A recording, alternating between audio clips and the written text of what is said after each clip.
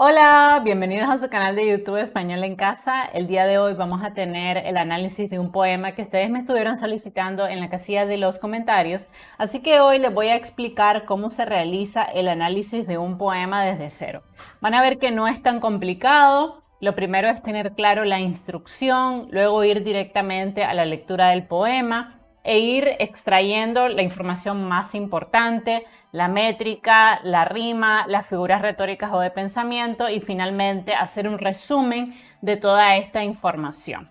Todos los poemas se analizan de la misma manera, así que si en este momento estás tomando un curso de literatura, de poesía, te va a ayudar mucho. Antes de continuar, si es la primera vez que estás viendo un video en mi plataforma educativa, te invito a que te suscribas a mi canal, me regales un like y sobre todo que compartas el link de este video con otras personas que están aprendiendo español y que necesitan tener acceso a este contenido educativo. También recordarte que si deseas que yo te asesore, te imparta clases completamente personalizadas vía Meet, lo único que tienes que hacer es irte al botón unirme al lado de suscribirme y seleccionar el nivel de $99.99 al mes. Una vez que hagas el pago, me debes enviar un correo electrónico a espanolencasalatinoamerica@gmail.com para saber tus horarios. Recuerden que yo vivo en Nicaragua, en Centroamérica. Muchos de ustedes viven en Europa, en países como Francia, en los Estados Unidos, en Corea del Sur. Entonces es importante que ambos tengamos claro el horario. También, si luego necesitas más horas, puedes moverte a otros niveles, pero ese es el nivel más popular en este momento. Entonces, también quiero agradecer a todas las personas que envían su donativo todos los meses. Si tú quieres convertirte en patrocinador de mi contenido, lo puedes hacer. En el botón unirme igual, puedes seleccionar el nivel de $2.49 al mes, el nivel de $14.99 o el nivel de $34.99. ¿Qué tipo de asesorías brindo? Específicamente te puedo ayudar a elaborar un ensayo si no sabes cómo redactar una buena introducción, que presente la tesis, no sabes cómo desarrollar argumentos que estén dentro del desarrollo del ensayo y explicarlo con citas directas, indirectas, hacer una buena conclusión que invite a la reflexión, pues yo te puedo ayudar. Igual si no sabes cómo elaborar una lista de referencias siguiendo normativa APA o normativa MLA, también te puedo apoyar en la aplicación de normativa. También si estás haciendo un análisis crítico de una obra literaria, si estás redactando un párrafo, editando un texto, creando un poema o elaborando una tesis, te puede ayudar a delimitar tu problema de investigación, hacer tus objetivos generales, objetivos específicos, también elaborar un marco teórico, un marco metodológico, elaborar instrumentos, aplicar estos instrumentos, procesar toda esa información, emitir conclusiones, recomendaciones y finalmente hacer una lista de referencias. También te puedo ayudar si estás buscando una tutora de tesis a nivel de licenciatura, de maestría o de doctorado. Bueno, vamos a movernos entonces primero a la instrucción, porque yo siempre le digo a mis estudiantes que el primer paso para entender una asignación es leer la instrucción, que nos da muchísima información. Entonces, esto que traigo hoy es una tarea real de uno de mis estudiantes de tutoría. Entonces, lo primero es leer la instrucción. Dice así: realiza el análisis del siguiente poema de Vicente Aleixandre. Indica brevemente quién fue el autor, cuándo fue la fecha de publicación, el contexto histórico, el tipo de rima, el número de estrofas, las figuras literarias por cada verso, el tipo de narrador, el tipo de focalización, el destinatario del poema, la naturaleza del texto, la problemática y los ejes que integran esta problemática. Toda esta información debe estar contenida en un resumen. Entonces, si se fijan, la instrucción nos deja claro que en ese poema vamos a encontrar mucha información. Vamos a leer el poema y luego vamos a ir haciendo poco a poco la tarea. Si ustedes se fijan, aquí traigo el poema, a la par le coloqué las figuras retóricas. Recuerden que en el link de mis videos siempre les dejo el imprimible de la clase para que ustedes la descarguen, lo revisen. Entonces aquí está el poema, a este lado están todas las figuras retóricas o de pensamiento que ya lo voy a explicar luego voy a ir yo explicando el autor, la fecha y el contexto, el tipo de rima, el número de estrofa, las figuras literarias, el tipo de narrador, y todo eso lo voy a ir explicando. También les voy a explicar cómo se saca la métrica de un poema, que es lo que viene aquí, todo esto que ustedes ven dividido. Hay algunas reglas que se aplican, que se las voy a explicar. Luego también traje cómo se denominan los versos según el tipo o la cantidad, mejor dicho, de sílabas métricas, porque es bueno recordarlo, ¿ok? Y luego también traje cómo se llama las estrofas que componen un poema según los versos, la rima y el esquema. Y finalmente vamos a leer el resumen que contiene toda la información solicitada en la instrucción, ¿no? Okay, entonces vamos a movernos de nuevo y vamos a proceder a la lectura del poema, que es relativamente corto. Se llama A una ciudad resistente, de Vicente Aleixandre, y dice así: Ruinas de Numancia. En esa ciudad muerta hay polvo vivo. A nivel de la tierra pasa el frío. Oh ciudad sumergida en el silencio. Todas las casas llegan a los cielos. Entre columnas que no existen yacen, idos y puros todos los amantes. Son los guerreros, un fragor de espadas, música eterna en una noche blanca. ¿Duermes, doncella, o no? Nada se pierde. Pensada sola, tu pupila es verde. Oh majestad de ese clamor completo, fiera ciudad sobre un perpetuo cerro. La piedra monda, apenas una losa, Numancia pronunciada, erguida, sólida. Entonces, ese es el primer paso. Leer el poema para comprender. Si hay alguna palabra que ustedes desconocen, deben de buscar qué significa esta palabra en el diccionario. Luego les voy a dar un poquito de contexto porque las ruinas de Numancia, Numancia fue una ciudad que realmente existió, que resistió el asedio de los romanos y al final todos los pobladores de esta ciudad decidieron suicidarse. Entonces es un evento histórico del cual obviamente se vale el autor para hacer su historia. Recordemos que Vicente Aleixandre, además de haber sido Premio Nobel de Literatura, fue miembro de la generación del 27 y esta generación se caracterizaba normalmente por escribir muchos poemas dedicados a las ciudades, ¿no? Él era español, entonces esto se enmarca en el tiempo de la Guerra Civil Española, durante el franquismo, en el cual había bombardeos y por tanto dedican mucha poesía a las ciudades. Entonces ahora vamos a ir encontrando las figuras retóricas o de pensamiento. Hay muchas figuras retóricas o de pensamiento. Yo en mi canal tengo 10 videos donde explico las figuras retóricas, así que hoy brevemente las voy a ir encontrando, pero si quieren ahondar pueden ir a mi canal a revisar los videos que tengo. Entonces vamos a ir encontrando. Dice, ruinas de Numancia, en esa ciudad muerta hay polvo vivo. Vean ustedes aquí, cuando dicen esa ciudad muerta hay una personificación porque le atribuyo cualidades humanas a la ciudad. Una ciudad en realidad no puede morir porque morimos las personas. Entonces, evidentemente, para darle mayor belleza al poema, aquí el escritor está personificando a la ciudad, es decir, le está atribuyendo cualidades humanas a algo que es inanimado, ¿no? Eso se conoce como personificación. Luego dice, hay polvo vivo, ¿ok? Está haciendo uso de un adjetivo, como es ese polvo es vivo. Esta figura se conoce como epíteto, que es precisamente eso, la adjetivación. Añadir adjetivos a sustantivos comunes para atribuir o darle alguna característica, ¿no? Entonces ese polvo es vivo. Esto quiere decir, obviamente, que la ciudad está muerta, ha sido destruida, ¿no? A nivel de la tierra pasa el frío. Oh ciudad sumergida en el silencio. Aquí, oh ciudad sumergida en el silencio. ¿Podrá sumergirse una ciudad en el silencio? En realidad aquí hay dos figuras. Por un lado hay una personificación, como si la ciudad se pudiera sumergir debajo de algo, y no es así. Nos podemos sumergir las personas en el agua, pero no una ciudad. Pero también hay un sentido hiperbólico, o sea, hay una hipérbole, que lo que quiere decir es que esta ciudad está destruida, está muerta, ¿no? Como efectivamente es. Entonces hay dos figuras ahí. Todas las casas llegan a los cielos. Hay una hipérbole, en realidad es completamente imposible que las casas lleguen a los cielos, ni siquiera los rascacielos llegan literalmente a los cielos. Entonces hay una hipérbole aquí que quiere decir seguramente que las casas eran muy altas. También podría esto significar que las casas hayan sido destruidas, si haya habido un humo llegado a los cielos, podría ser cualquiera de esas dos interpretaciones. Luego dice, entre columnas que no existen yacen idos y puros todos los amantes.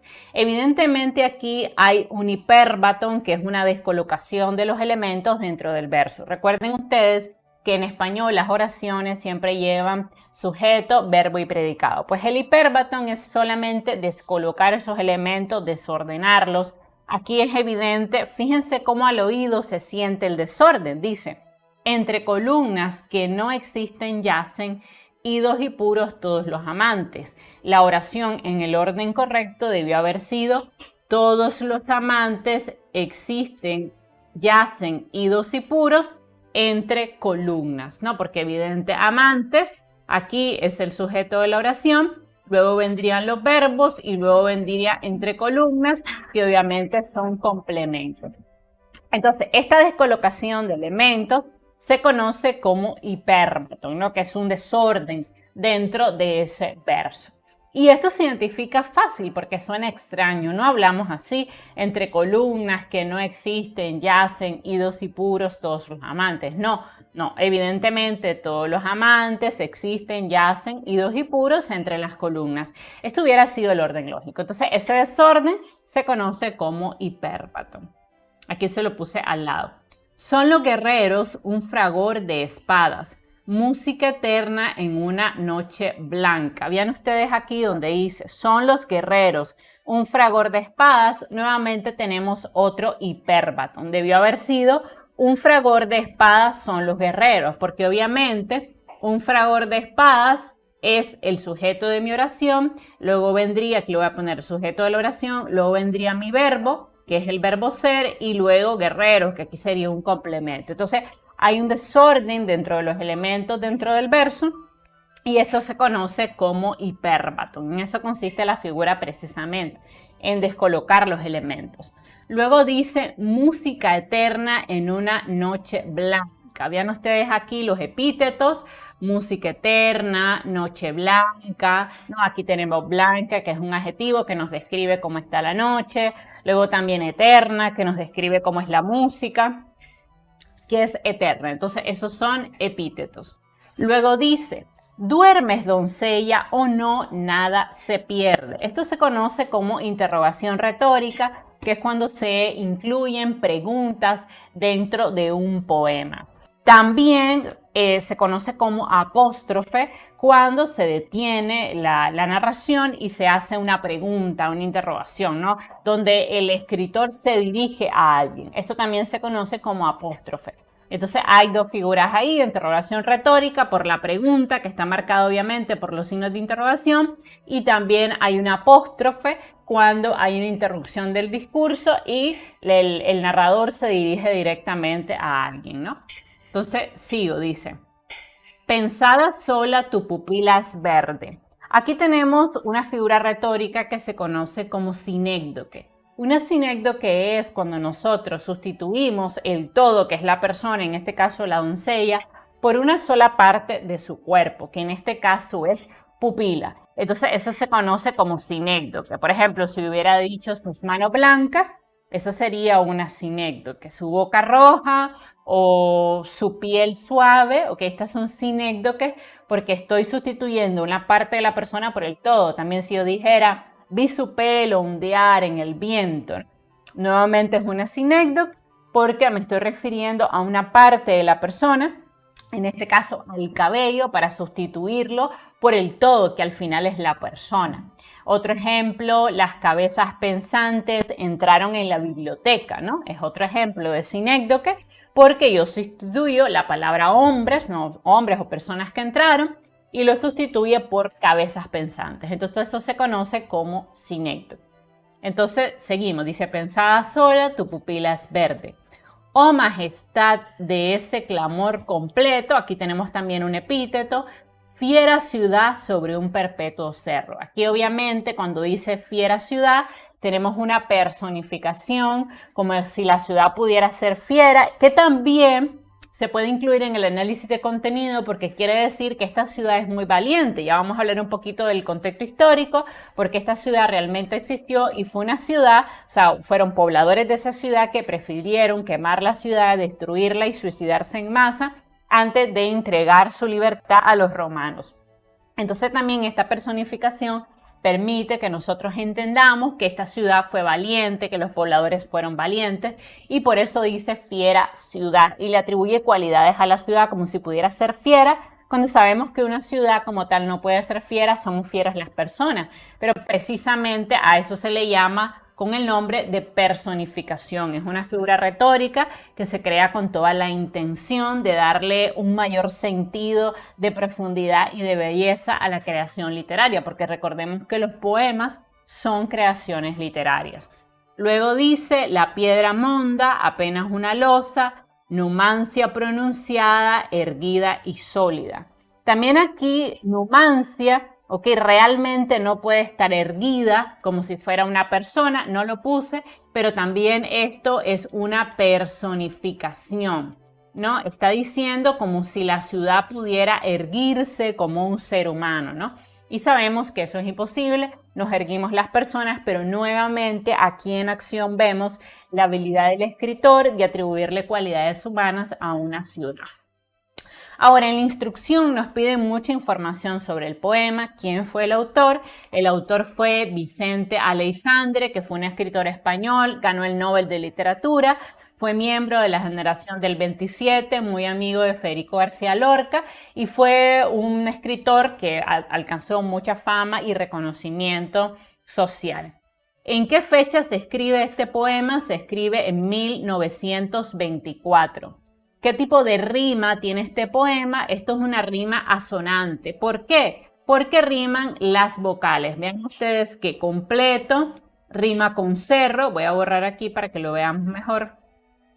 Completo rima con cerro porque está rimando la E y la O. Aquí completo con cerro, pero no están rimando las consonantes. O sea, no rima la T con la R. Entonces, esto se conoce como rima asonante. Recuerden que hay dos tipos de rimas en un poema.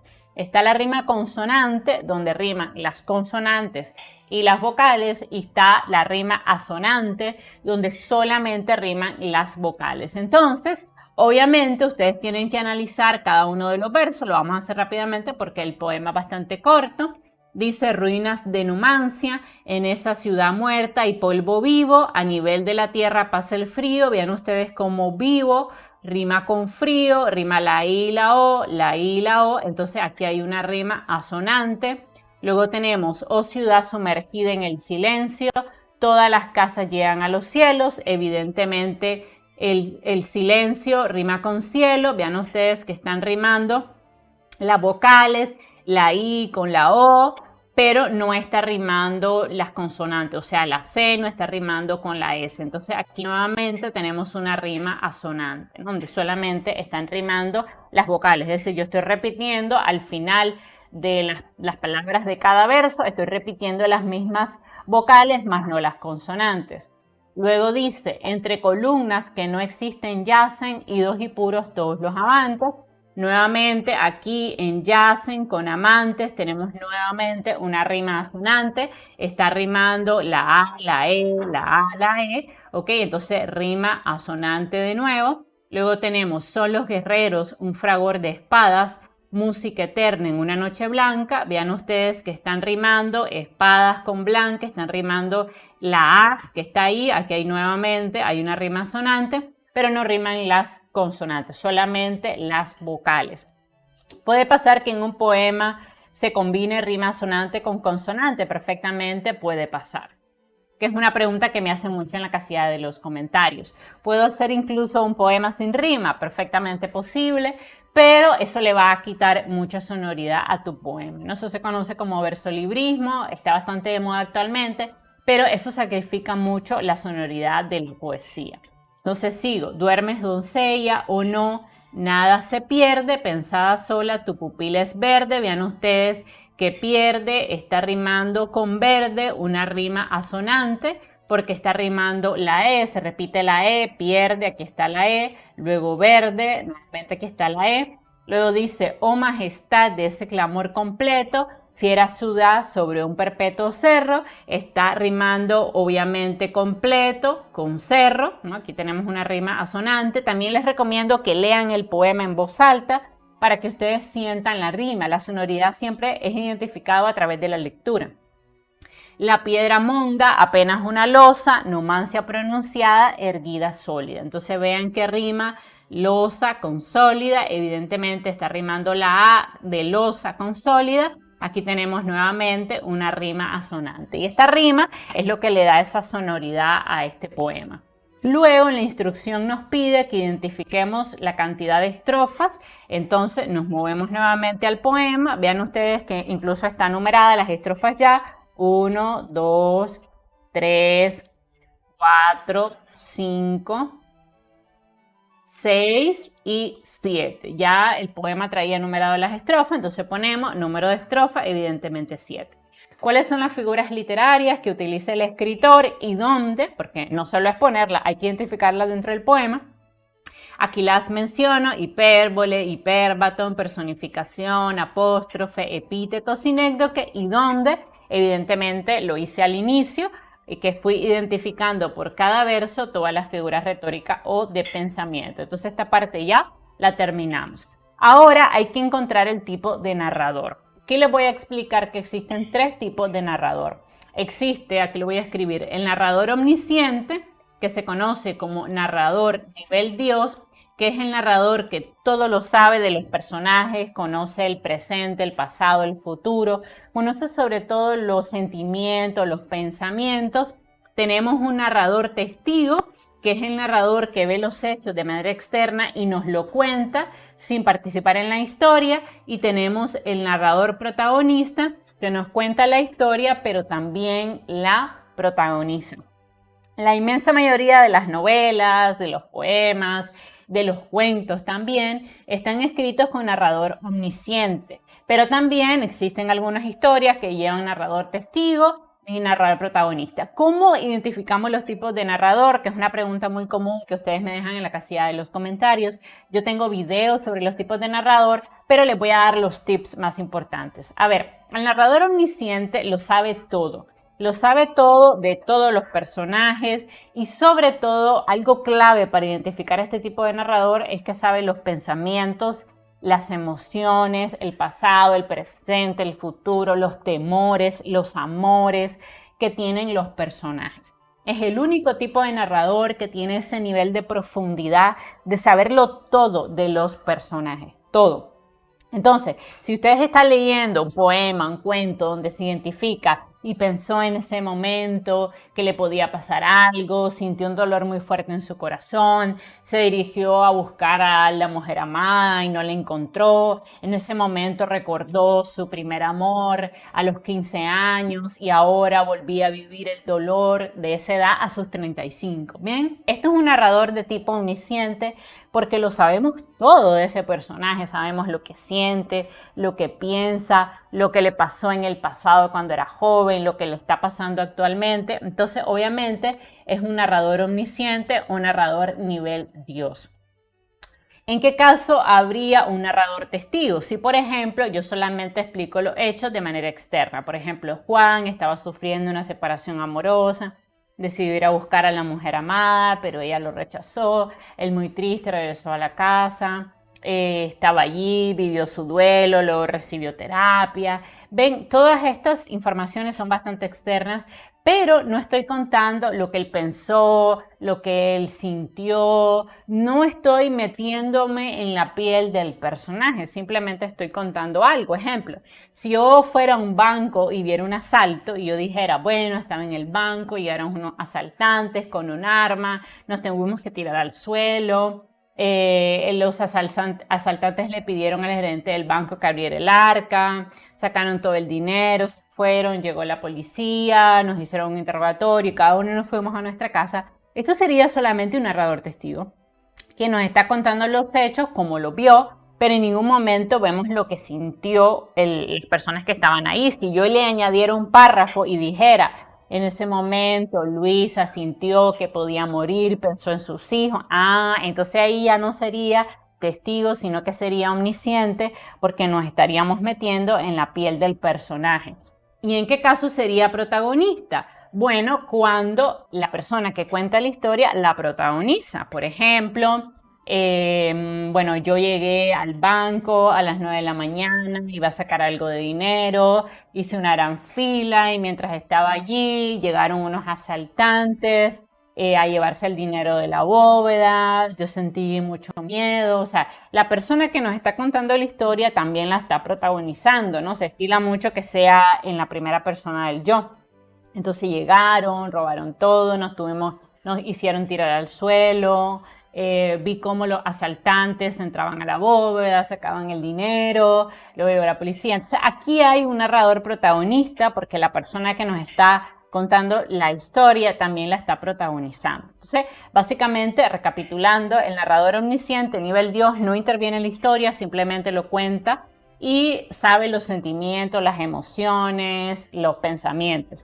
El protagonista nos cuenta la historia y también la va a protagonizar, por eso normalmente es en la primera persona del yo, y el narrador testigo cuenta todo lo que ve de manera externa, pero esto es clave, no sabe los sentimientos ni las emociones del personaje porque no es nivel Dios, ¿no?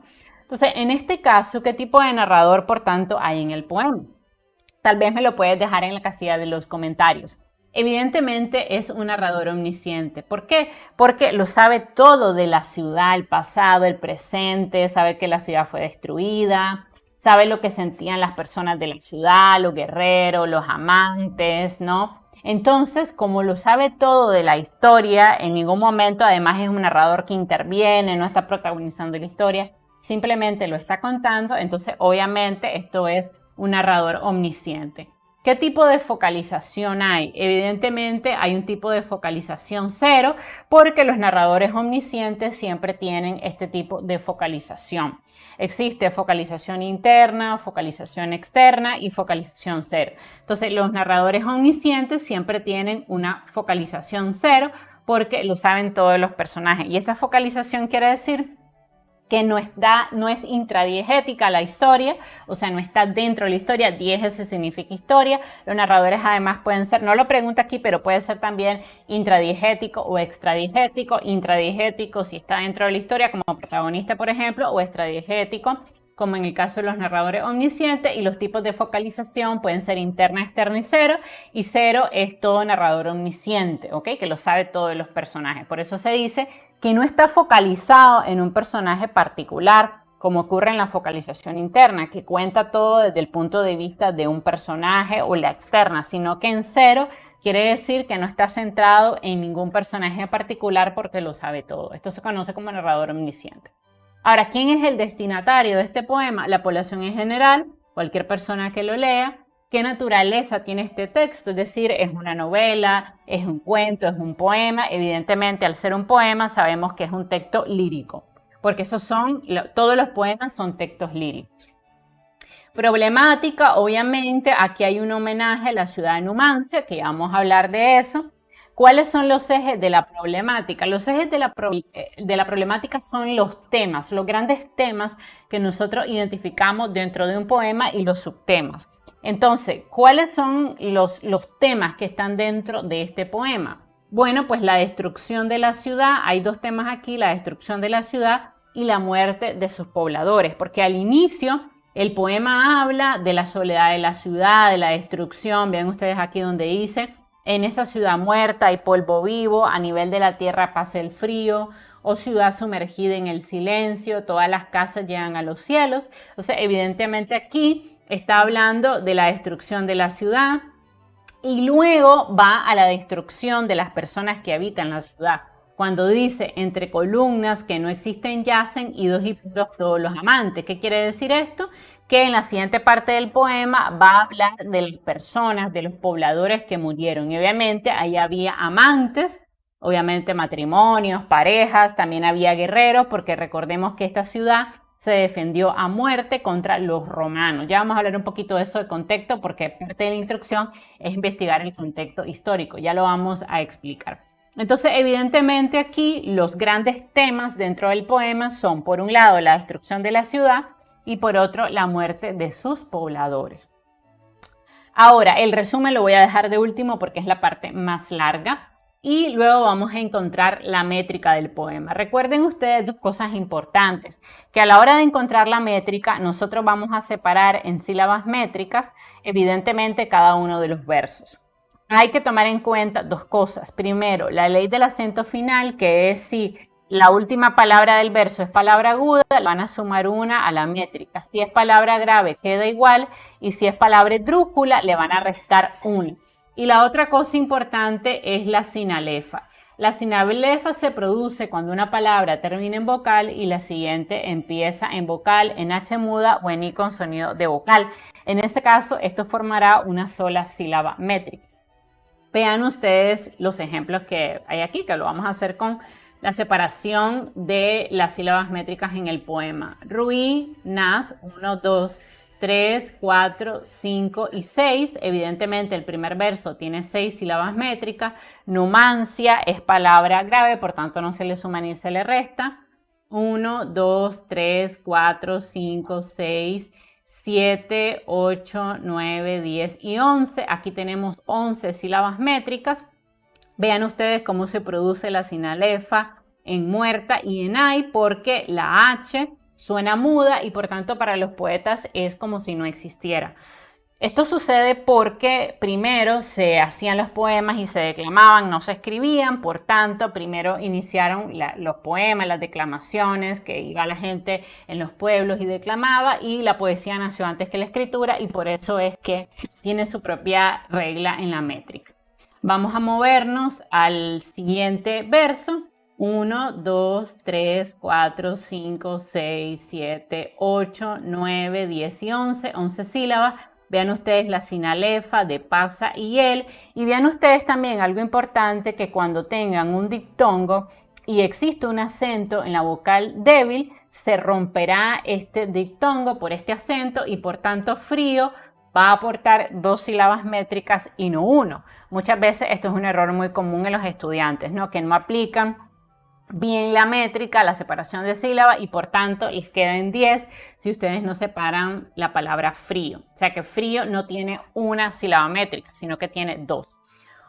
1, 2, 3, 4, 5, 6, 7, 8, 9, 10 y 11. Vean ustedes nuevamente la sinalefa. Luego 1, 2, 3, 4, 5, 6, 7, 8, 9, 10 y 11. Nuevamente tenemos 11 sílabas métricas. 1, 2, 3, 4, 5, 6, 7, 8, 9, 10 y 11. Vean ustedes la sinalefa. Como la palabra no termina en vocal y existe en inicio en vocal, se forma una sola sílaba métrica, por eso nos da 11. Luego 1, 2, 3, 4, 5, 6, 7, 8, 9, 10 y 11. Nuevamente 11. 1, 2, 3, 4, 5, 6, 7, 8, 9, 10, 11. Vean aquí la aparición de la sinalefa. Vean ustedes que las palabras, la última palabra de los versos es grave, por tanto no le estoy sumando ni le estoy restando nada, porque eso es lo que dice la ley del acento final. Luego 1, 2, 3, 4, 5, 6, 7, 8, 9, 10 y 11. Nuevamente 11 sílabas. Y de hecho, me voy a adelantar un poquito, todos me van a dar 11, 11, 11, 11.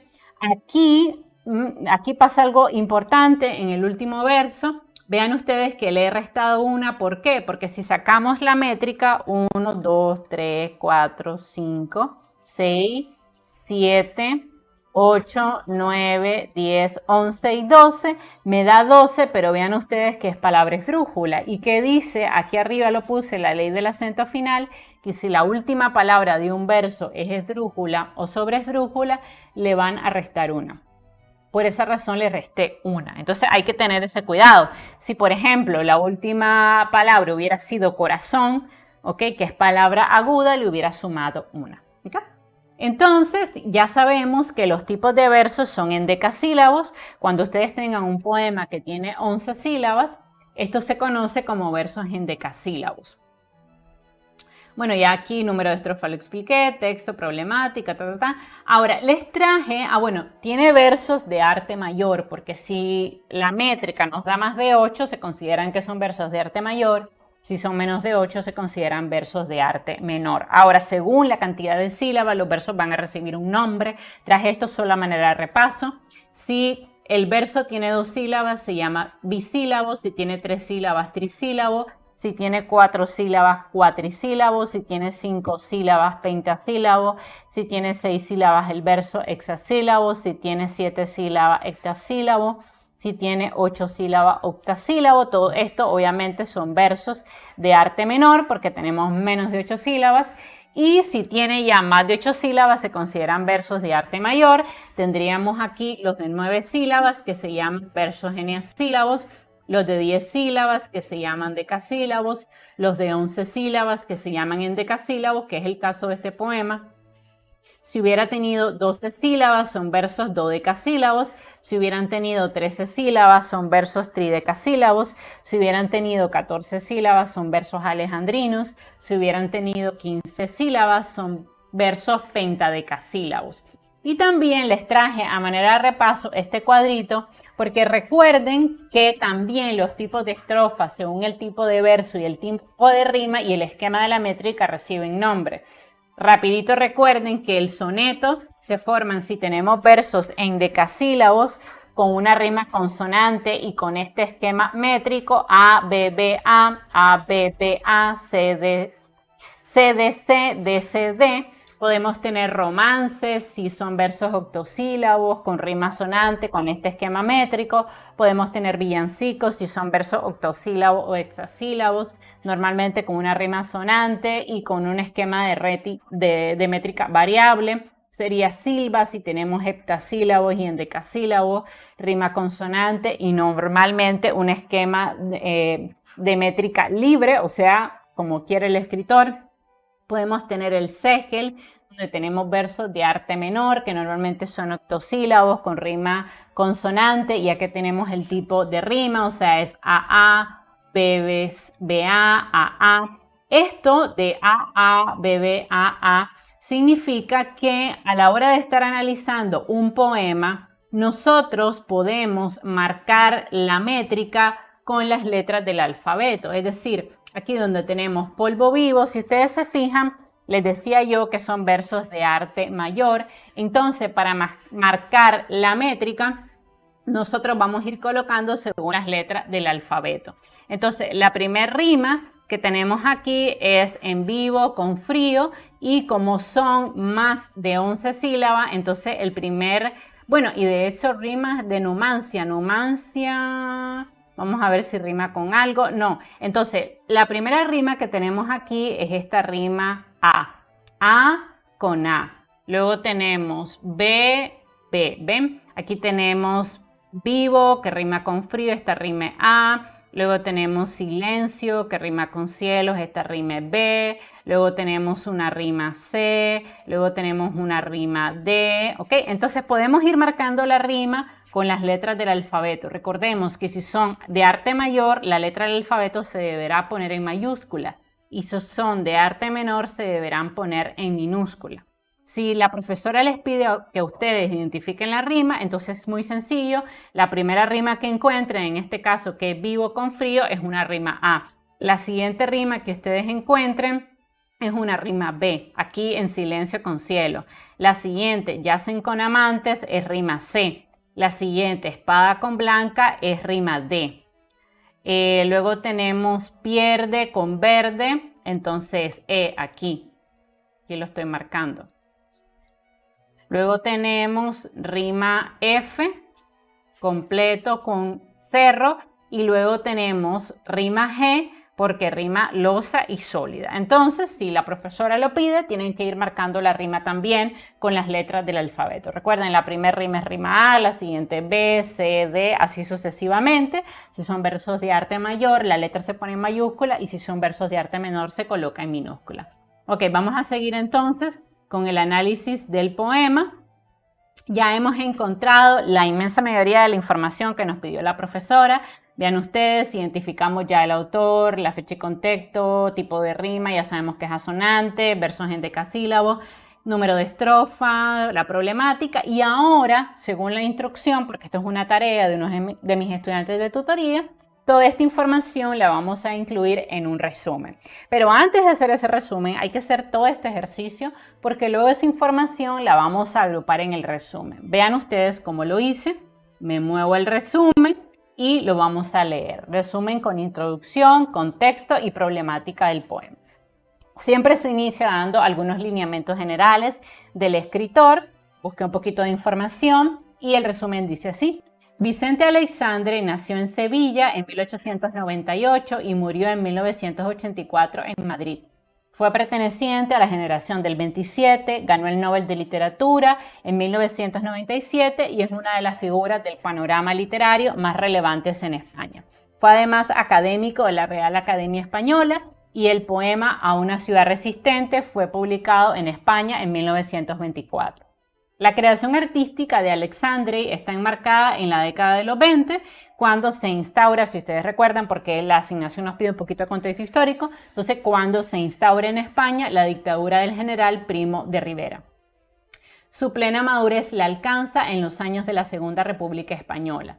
La generación del 27 a la que pertenecía fue llamado así por haber celebrado este año el tercer centenario de la muerte de Góngora, o sea que todos estos escritores admiraban mucho a Góngora. Además, el poeta Vicente Aleixandre prestó su apoyo durante la Guerra Civil Española al bando republicano, hasta que en los primeros meses de 1937 los mismos republicanos lo detuvieron y lo llevaron a la cárcel, donde estuvo apresado durante 24 horas y luego fue puesto en libertad. Tras un intento frustrado de salir del país, se retiró de la vida pública y optó por el silencio. Acabada la guerra, mantuvo una distancia crítica al régimen franquista e hizo lo que le fue posible para la reconciliación de las dos Españas. Es decir, él vivió en una época complicada donde se instaura el franquismo en España, había muchos abusos. Hemos ya hablado en el canal de este periodo, cuando se produce el asesinato de Federico García Lorca, cuando Miguel de Unamuno es apresado y hace ese célebre discurso donde él dice triunfaréis pero no convenceréis, porque convencer significa disuadir, ¿no? Y tenéis sobrada fuerza bruta, pero no convenceréis a la gente. O sea, venceréis porque tenéis las armas, o sea, demasiada fuerza bruta, mas no convenceréis porque convencer significa persuadir. Es un célebre discurso que yo lo tengo analizado en mi canal. Pues es un discurso que marca la ruptura de muchos de los escritores más importantes de España con la dictadura de Franco, ¿no?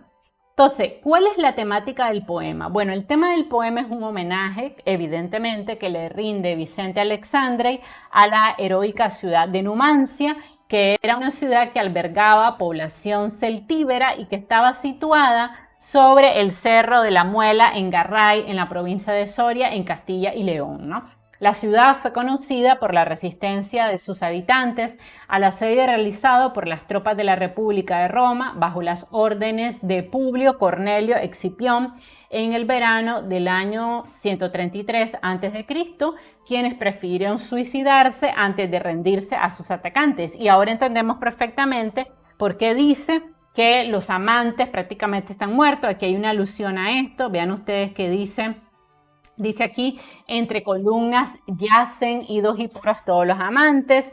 Yacen es prácticamente en literatura un sinónimo de muerte, entonces entendemos que se está refiriendo de una manera muy bella a este suicidio colectivo en masa que hicieron todos los pobladores de la ciudad de Numancia. Por eso leer un poquito del contexto histórico nos permite entender mejor el poema. Entonces, la ciudad ha pasado a la historia como ejemplo de resistencia, acuñándose a través de la historia la expresión resistencia numantina, que hace alusión a estas ciudades que prefirieron su destrucción y su muerte que entregarse a sus atacantes, ¿no? Tras 20 años repeliendo los continuos e insistentes ataques de los romanos, Publio Cornelio puso sitio a la ciudad levantando un cerco de 9 kilómetros apoyado por torres, fosas, empalizadas, etc.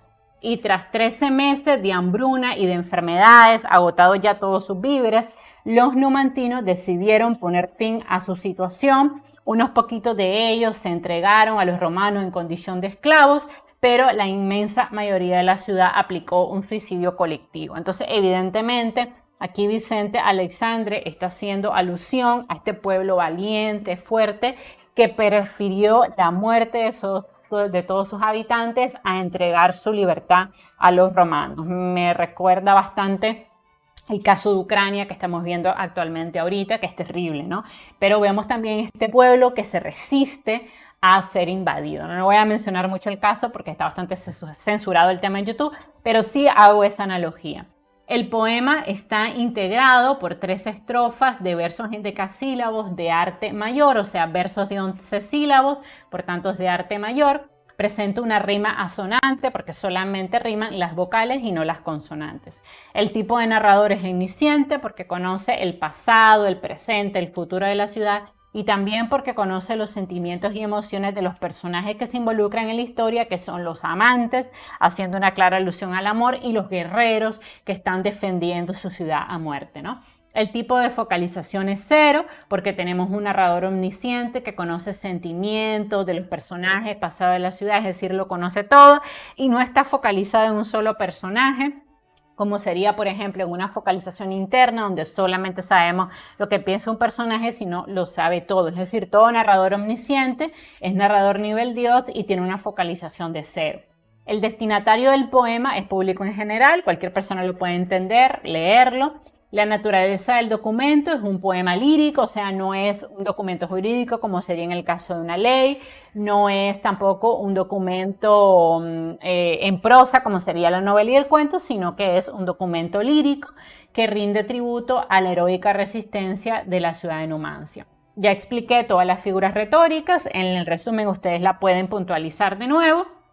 Aquí están las figuras literarias que utiliza el autor, son personificación, epíteto, hipérbole, sinécdoque, hiperbatón, interrogación, retórica, apóstrofe. El poema está construido, esto también se lo puede preguntar la profesora, con verbos que están en presente simple. Estos verbos podrían estar en pasado, en presente, en futuro, podrían ser formas verbales simples, podrían ser compuestas. Entonces, evidentemente está en presente simple porque si nos movemos de nuevo al poema, vemos aquí los verbos, hay que identificar esos verbos. Es el verbo haber, hay, vean ustedes que está en presente, luego tenemos pasa, está en presente, sumergida está en presente, llegan está en presente, el verbo existen está en presente, luego tenemos son, es un verbo que está en presente, es el verbo haber, luego tenemos el verbo dormir, duermes, vean que está en presente, pierde,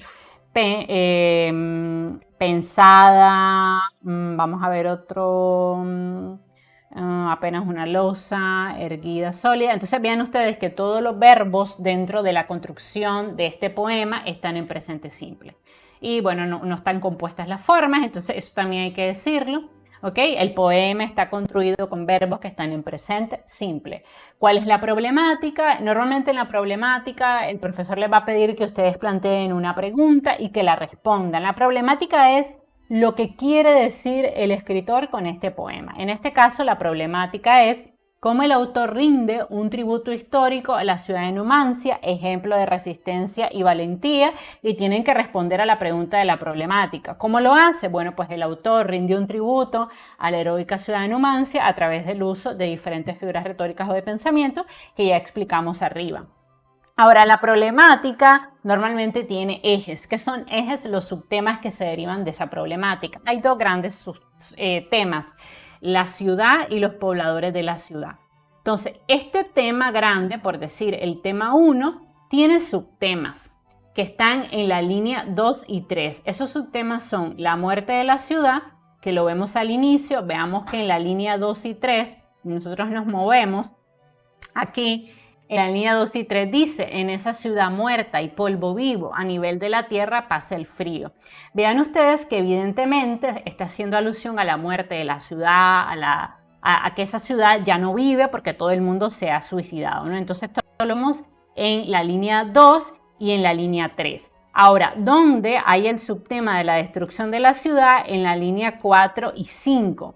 Porque si nosotros nos movemos a la línea 4 y a la línea 5, vemos que dice, oh ciudad sumergida en el silencio, todas las casas llegan a los cielos. Es decir, la ciudad está destruida completamente porque quemaron seguramente la ciudad antes de ese suicidio en masa. Luego nos movemos al siguiente subtema de la problemática, que son los pobladores de la ciudad. Y de este gran tema se derivan dos subtemas.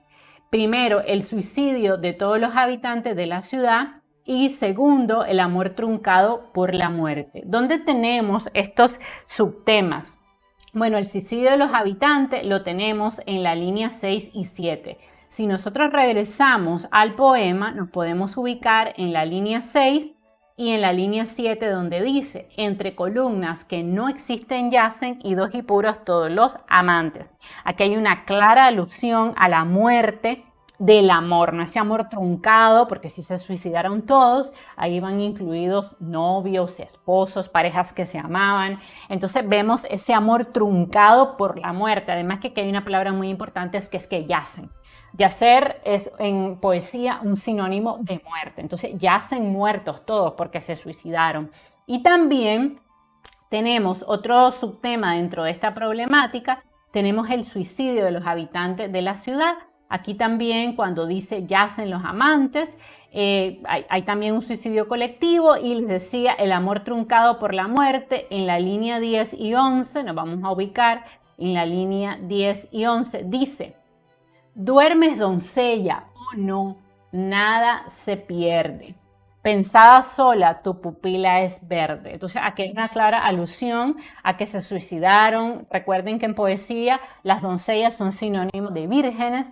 Entonces aquí hay una clara alusión a que se suicidaron todas las vírgenes que vivían en esa ciudad, evidentemente para evitar el abuso, no quiero decir la palabra porque en YouTube está censurada, el abuso físico de los guerreros que iban a entrar a la ciudad. Ustedes saben que en esa época, estamos hablando de hace mucho tiempo, normalmente cuando invadían una ciudad abusaban de las niñas, de las esposas, de los guerreros, como una manera de subyugar la moral de la población. Entonces aquí evidentemente hay una clara alusión a esta situación caótica en la cual se va a ver sumergida esta ciudad. Y para evitar todos estos abusos, ellos van a preferir morir, van a quemar la ciudad y pues todos van a hacer este suicidio colectivo. Y evidentemente el escritor Vicente Alexandre, de manera muy hábil, está haciendo alusión a este hecho histórico que es completamente real y lo va a traer a colación en su poema. Por tanto, es muy importante, si ustedes se fijan, que cuando ustedes lean un poema, busquen en qué año se escribió, un poquito de contexto histórico, cualquier palabra que suene rara como Numancia o si se estuviera refiriendo a Barcelona, a Madrid. Entonces hay que buscar un poquito de esa ciudad para entender el poema. Si no hubiéramos investigado un poquito dónde quedan las ruinas de Numancia, dónde está esa ciudad, nos hubiéramos perdido mucho del contexto. Bueno, espero que les haya gustado el análisis de este poema. De manera general les recuerdo que a la hora de analizar un poema primero deben de leerlo, luego deben de encontrar la rima, la métrica, las figuras retóricas o de pensamiento, identificar el tipo de narrador, el tipo de focalización, ¿okay? Deben también hacer un análisis de contenido, buscar vocabulario desconocido, buscar un poquito quién fue el autor, en qué año se escribió este poema, y luego toda esa información recuperada, ustedes la van a incluir en un resumen. Yo les recomiendo que lo hagan como yo lo hice. Fui encontrando por parte, primero el autor, luego la métrica, luego la rima, luego encontré el tipo de verso, luego identifiqué los verbos, luego investigué un poquito de las palabras desconocidas que estaban, como Numancia. Eso lo fui poniendo como una especie de bosquejo o de outline y toda esa información me sirvió para hacer mi resumen. Recuerden que el resumen es la última parte del análisis del poema. No comiencen a hacer el resumen sin haber recuperado primero toda la información que hicimos al inicio. Recuerden que no importa el poema que ustedes están analizando, la metodología de análisis siempre es la misma. Si te gustaría que yo analice algún determinado poema en mi canal haciendo este tipo de pasos que debemos de seguir, me lo puedes dejar en la casilla de los comentarios. Recuerda regalarme un like, suscribirte a mi canal, compartir el link de este video en tus redes sociales y recuerda también que si en este momento estás analizando poemas y necesitas mi apoyo, te puedes unir a mi programa de membresías por $99.99 al mes. Les mando un beso y un abrazo. Como siempre, les dejo en el link de la descripción el imprimir de la clase y nos seguimos viendo. Bye bye.